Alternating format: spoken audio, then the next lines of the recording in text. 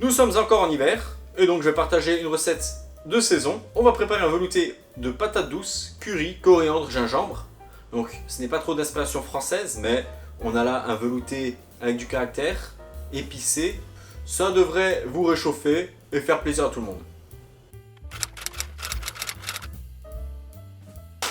Première étape, on va éplucher, laver les patates douces.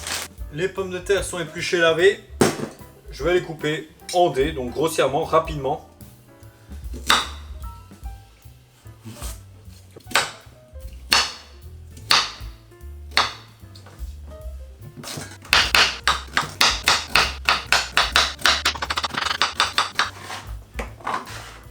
Ensuite, on va ciseler finement la coriandre. Le gingembre, on va tout simplement le râper.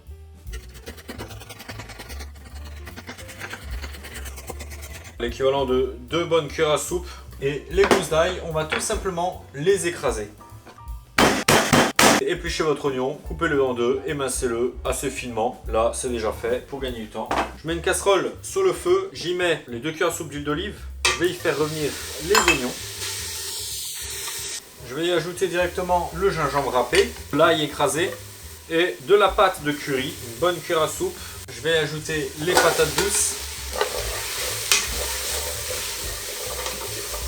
On va rapidement ajouter le litre de bouillon de volaille. Là, on va porter à ébullition. Voilà, là, on arrive à ébullition. Donc, je vais baisser le feu et je vais mettre sur un feu doux pour laisser mijoter comme ceci, mais à couvert pour 20 à 30 minutes. Voilà. Là, ça fait 25 minutes.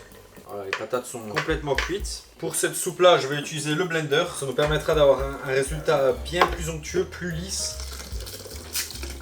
Voilà, je vais le faire en 2 fois. Je ne vais pas trop remplir.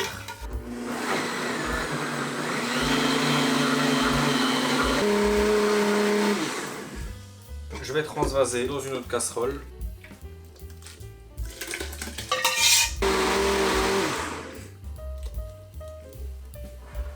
Eh bien là, ce n'est pas fini, mais presque. On va remettre à chauffer sur feu très doux. Je vais y ajouter la crème de coco. Et je vais y ajouter la poudre de curry. Donc ça, c'est selon vos goûts. Vous pouvez mettre juste une cuillère à soupe. J'en mets 2 pour que ce soit un peu plus puissant.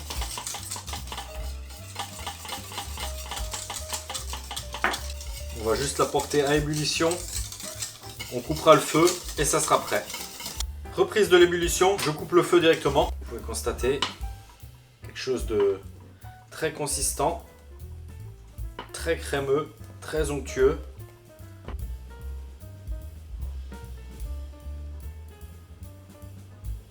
Et là, vous pouvez accompagner, alors bien sûr la coriandre, hein, ça fait partie de la recette, donc vous pouvez en mettre un petit peu comme ça dessus. Et bien sûr, vous pouvez accompagner d'un petit peu plus de coriandre sur le côté, mais également de croûtons de pain. Très simple. J'espère que vous apprécierez cette magnifique soupe.